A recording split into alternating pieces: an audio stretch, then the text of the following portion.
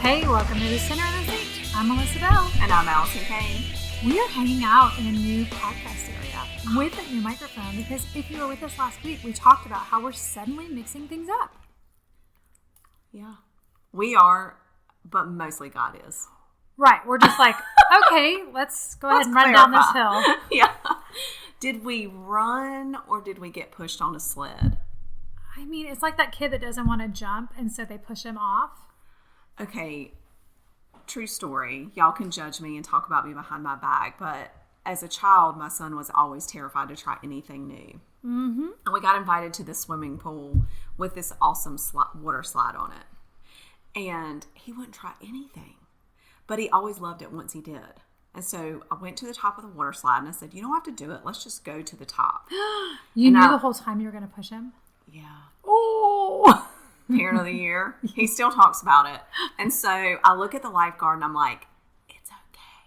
I'm like mouthing to the lifeguard, it's going to be fine. It'll be fine. And we get there and he's standing and I slide him down the water slide and he's so mad, but he had the best time. And so he came down the water slide. I met him at the bottom and he got out and he looked at me with this awful look. And I was like, well, he either loved it or hated it. And he marched right back up to the top of the water slide and he did it again. And he got out of the pool and he looked at me like shooting daggers. And he walked right back up to the water slide and he did it. He, continued to do it for like another hour. That's awesome. But he was also mad at me and held a grudge for he's a good grudge holder.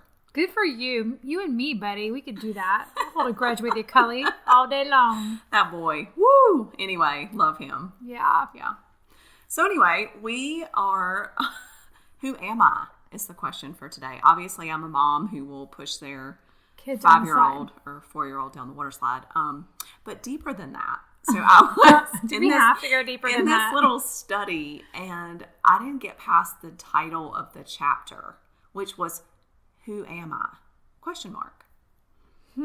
Were they asking, is that like God asking who is he or asking who you are? Dude, I don't know. I just stopped. I don't know what they wanted me to, I don't know what their purpose was, but I didn't get any farther because I was like, wow, yeah, that's a great question. How long ago did you read that? Just a few weeks. What? Yeah. You haven't continued in the study? You're still stuck on no. Oh. I did, but but it's all fresh and it was like, I just wonder, does anybody else ask themselves that question? Do we stop and say, who am I? Really? Not what other people say that I am, not who I say that I am. I feel like we get really caught up in who everybody else thinks we should be or are. You are killing me right now because on the way here, I was thinking about you as I was driving down the road, right down Churchill or whatever, and I was like, one day I just want Allison to come unleashed because she does have this persona that people think she is, and it's not something that you portray. It's just something that people assume that you are based on the fact that you're adorable and you are perfect curly blonde hair and you're beautiful and you're kind on top of that. Right? Oh, but the truth is, people think something about you, but that's not who you are. So I'm like, I just wanted to come unglued on us one day. Well, you could talk to, let's see, the governor, the school, Wake County school superintendent, our whoever, and get them to share my emails that I've sent them all about schools and life and everything being shut down. You can read those. You did start a petition. I did start a petition to open the parks. Yeah. Yes, I did. And they just conceded before the petition even finished its rounds. I know. Yeah. It was awesome. I like to take credit for that, even though I know it wasn't, it wasn't really me. But what? I told everyone it was you. That's what my husband's like, oh yeah, it was you, babe. Yeah. But we compare and contrast our marriages, our relationships, our friendships. I mean, if you think about it, we even compare and contrast our spiritual walks with the Lord. Right? We talked about this in one episode, but then the sound was all wonky, so I don't know if I think we did upload it. But anyways, yeah, we really do. Because if I hear you say something like, oh my gosh, I was in studying the Bible today and this verse jumped out at me, then I might need to run and go to the Bible and be like, jump out at me, verse. Who's going to jump out and smack me in the face? I think is like our culture tends to do that. I mean, I get jealous of you. You're like, I'm having my quiet time this morning. And I'm like, I did not have any this morning. Yeah, but at least Melissa had some. Well, you know what? It's a balance, right? Like, I have to balance the fact that you are like preparing everything for us to record. And so I'm praying over what we're going to talk about. Oh, see? Yeah. Teamwork. And plus, you're making like cashew almond chai lattes. Oh, yeah. Oh, gosh, I wish I'd made one today. Me too. We can do that after this recording. Okay, we'll do that. We have a lot to do. So I love the who am I, but I think before you figure out who am I, you have to say who am I not. Because we get so tied to those memories of times when we felt inferior, we felt worthless, we were left out, ignored. Anybody else have any of those memories? Or we were judged. I mean, we talked about how Noah probably overcame so much junk being talked about him and so much criticism and mocking for building that ark. So imagine if he let that get to him. Obviously, he did it because God knew who he was and God knew who he was calling to do what he was doing. But let's just say, what if he never built the ark?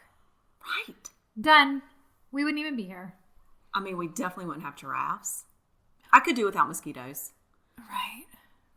But I think those were like bootleggers that like hung on to one of the animals and nobody knew they were there. Maybe. I like that thought. It's not a bootlegger. What is it? It's they squirrel away in an airplane or in a train, in the back of a train. A castaway? Castaway. Oh, bootleggers and alcohol. Yeah. Oh, yeah. Huh. Weird that I would think of that first. Sad note. Who am I? If I lived in a different time, I think I would want to live in the roaring 20s. Ooh. I picture myself there. Oh my gosh. With like the cute, I don't know how I would pull off short bob with the curls I have. It would be really fluffy. But the cute little haircuts and those sassy, really fun clothes and skirts and dresses and, sneaking around to the speakeasies to drink bootleg liquor out of a tub. Is it weird that that is so cool to me? I'm still being confined by the dresses that they're wearing right now. I can barely breathe over here. Oh my gosh. But they're so fun. Like they have all those tassels and they're kind of fun and little headbands, which I don't really like accessories, but right. But we don't have to wear those. And those fun dances. So now if you listened last week, I would like to be a Navy SEAL and I would have lived in the 20s. Interesting. Some insight into Allison Kane and the inner workings of my brain. I don't really know I got hung up on you said, hey, have you been overlooked or not invited? Yeah. I still am super angry that in the 4th grade, I was not invited to be one of the square dancers in our school show. Oh. They wouldn't let me square dance. Why? I don't know. I don't even think I had a part in the play. I was maybe so envious. Your feet were too small for the clogs. Sure. They don't wear clogs. Oh. Whoops. Oh. Anyways, I think different dancing. We just carry that burden. So you know what? I remember in the 4th grade thinking, well, I'm not good enough to dance. And then you know what they invited me to be? What? If y'all have seen my stature, this is not funny. A flippin' elf. Oh. I mean, the pointy shoes and everything. Oh, you can call on me to be your elf, but I can't dance? No, this elf will dance, baby. I'm not even going to play with y'all now. Now, isn't it interesting? So we laugh at that now. It wasn't funny for a long time. Oh, no, a very long time. But even now. I remember it like it was yesterday. I can hear, the emotion, the anger, the sort of shame, not shame, but embarrassment and the resentment that's coming out in your voice. And I think... And I'm 46, my friends. There you go. Yeah. So we all have things like that. And that's the beginning, right? But then we pile on the next 30 years of junk. And then we hold on to that. And 35. that actually keeps us from walking with the Lord and following his path for us. If we could stop and ask ourselves before everything that we do, who am I? Not who does everybody else think I am? Not who I remember myself being years ago, or even maybe last week, but who am I in Christ? Who am I? That is so important. Of course, you have to read the Bible to really know who you are. That you're loved and treasured and adored and already chosen. Yes. We don't have to do anything. I love the Galatians 3:28 through 29 verse. There is no Jew or Greek, slave or free, male or female, for you are all one in Christ Jesus. And if you belong to Christ, then you are Abraham's seed, heirs according to the promise. And there you go. And there you go. Don't matter what anybody else says, because God is your Father, and He gets to tell you who you are in His Word. Exactly. Why is it so easy to forget that? Because we spend 97% of our time looking at billboards, watching movies, being inundated with everybody else's opinions of ours, and we don't take the time to relish in God's opinion. Or we don't take out the trash. Right on. Girl. Taking out the trash is important. Pulling out those weeds. You know what else?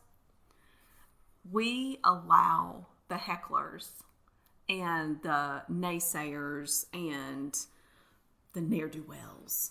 The what? That's just another word. I don't know exactly the meaning. You can Google that. We allow those people to crawl on our backs and nip away at us, discouraging us.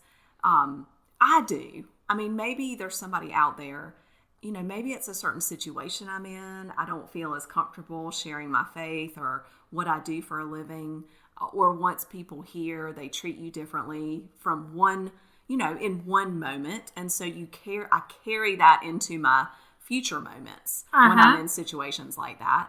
And I remember that feeling, but it reminds me of the crow and the eagle story. Have you heard that? I have not heard the crow and the eagle story. Is this kind of like the rabbit and the turtle? A little bit. Oh. Okay. So the crow, well, I mean, it's not really a story, but it is it is an analogy. So the crow is the only bird that is brave enough to attack an eagle. It will literally get on its back and like peck away at it, which is crazy. Yeah. For an eagle. But the eagle doesn't respond by thrashing about or fighting back. It simply spreads its wings and flies higher. And the reason it does that is the eagle can fly higher and breathe at higher altitudes. So he eventually will get so high that the crow can no longer breathe. So he just falls off. Does he fall to the ground and die? That would be great. Oh my gosh. I'm not sure about that. I have such a visual for a lot of people. We're going flying, friends. So I love that. It's like we don't have to fight back. Yeah. We don't have to be ugly. We don't have to do certain things. We remember who we are. Yeah. We focus on the Lord. He's higher. We keep striving to that. And eventually those crows, man, they can't breathe anymore. They just fall off like a tick on a hog. A tick on a hog. I don't know if ticks actually do attach themselves to hogs, but that just came out. I like it though. I mean, It was a good visual. So I like when they say, don't take criticism from someone you wouldn't take advice from. And how true is it? Oh my gosh, that is so true. Yeah. Like, I would not ask you for advice. You're nowhere in life I want to be, but I'm going to let your hate and your shade come all up in here? No, thank you. Oh my gosh, that is so true. I know, but then I'm supposed to soar higher and seek God, but I really just want to go back and get the 2x4. Get the 2x4 from last week's episode. Oh wow. Okay, that is. I have never heard that before. Really? Oh, she's not on Facebook, so she doesn't. I'm not on Facebook, so lots of things surprise me and I'm in wonder and awe about things because I don't live my life on Facebook. Y'all should try it. It is kind of exciting. Everything is new and wonderful. Is it? Because you don't see it. Yeah. And you think it's your idea. Right. Because you don't know it's already out there. Like, I thought I was the only one that needed to build an ark, but apparently, from last week, everybody is. Right. But I'm not on Facebook, so I didn't know. I just thought I was so creative. It is creative regardless. Yeah. So I think, our challenge this week is to probably figure out who we are, but first by figuring out who we are not. And this isn't every aspect of your life. It's who are you and the way you dress, right? Like how many times do we try to emulate somebody else and we go out looking ridiculous because that's not really our jam. That's right. I bought this hot pink dress. So cute. Ruffle sleeves. It is super cute.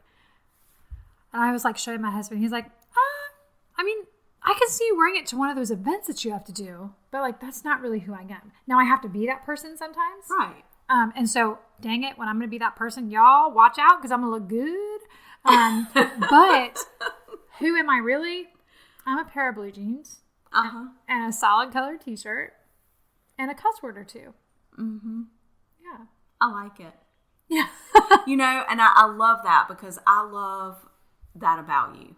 And I love all those things. And I think that if we will focus on, once we figure out who we are and who we are not, and we find those people that love us for who we are. Yep. I mean, not who we can become. All the warts, all the scars, all the pretty and the crazy, right? Once we find those people, nurture those relationships. Yeah. I mean, look, those people are your people. Those are your friends. We do not need to be in situations. There are enough people in the world, even during COVID, that you can see that, that have something in common with you, that love you for who you are. Mm-hmm. And there are a few things, and we'll talk more about it next week. There are a few really important truths, I think, that we need to remember in who we are in God. One, He adores us and loves us deeply. Mm. And His desire is for us to sit at His feet and come to Him. Exactly as you are, whether you're in tattered blue jeans or still in your yoga pants or your prom dress from right 9th grade. As you are, scars, baggage. No one can sort bags better than God, let me tell you. Exactly. Oh, He's the master sorter. Yeah. He also wants to use our past experiences and our stories to bring comfort to those around us that He brings in our path, and also to bring others closer to Him. He wants us to know we're enough already. Right, just as we are. Just as you are, you're enough. We already have His approval. We don't have to perform for it. You don't need a good Instagram feed. Thankfully. Woo! That's a lot of pressure. Oh my gosh. Speaking of Instagram, I posted my 1,000th post. Wow. Right? And I was like, the pressure. What do you post for your 1,000th post? Do they tell you it's your 1,000th? Yeah, it just says how many you've posted. And so it was like my 1,000th post or something. Maybe I can't even say that word.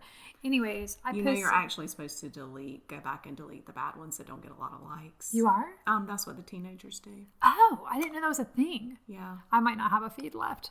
But anyways, I posted my husband's baking bread. I love that. Because you lift each other up, right? Mm-hmm. And so that is part of knowing who I am, is having friends that speak it to me when I don't feel it. I love that. Yes. Oh my gosh, I'm so thankful for you and my other friends that I can call, or just God just kind of throws them in my life that day. Even, it's like, girl, you need this here. And that's another thing. We are someone that God will never leave or forsake. Like, He's always with us. He won't abandon us, I mean, many of us have abandonment issues for various reasons in our life, but God won't do that. This is what I'm going to say. If you feel like God is not with you, you might want to turn around and see where you left Him. And there she is, everybody. I love it. It's so true. We may let go of Him, but He never lets go of us. Right. Like, where did you leave Him at? Was it a bad decision you made that you left Him back there at? Because, He knew you were going to make that bad decision. He was right there with it. So let's, go ask for forgiveness and move on, because He's ready to hang out. And let's hope it's not in the dirty bathroom of a, gas station on the side of a road where you don't really want to go back. I'm just kidding. It's not that hard. You don't actually have to physically go back. Just hold up. Just say the words. Yes, I love that. Yeah, I mean, I am someone that obviously has abandonment issues, and while it could have turned into drug addiction and alcohol addiction, which runs strong in my family, I instead grew this plate of armor, but it was not the armor of God. Dun, dun, dun. No, it was like the armor of Melissa, and it was hard, and it was loud, and it cussed even more than I cuss today. And it took a lot more than 2x4s to break it down, didn't it? Oh, yeah. It took a lot of just like bearing it all. And, there are things that you might not ever bear to a breathing soul on this earth, but you will bear it to God. And when you can be brave enough to lay it all out, God heals it. Isn't it amazing? 3 words. Who am I? Yeah. I love it. I mean, I think it's so important if we can just think about those things. Think about all those things we talked about who you really are this week as you're going throughout your day, and consider which one is the most difficult for you to embrace and believe. And dig a little deeper and figure out why that might be. So I want us to really hone in on that next week. I think this is an important question in anything that we do, and to have healthy relationships, to handle sticky situations,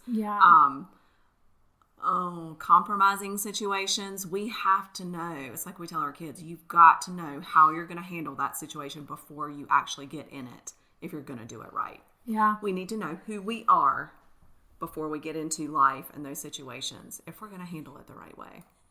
Agreed. Yeah. So there you go. We want to hear from you. So think about those things. We'll put a little short list out there on social media, and think of that we mentioned about who you are, those truths of who you are in Christ. But even the lies that you've been believing.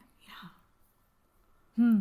And why? And which one's the hardest for you to counter with God's truth? It normally comes from someone that you thought loved you.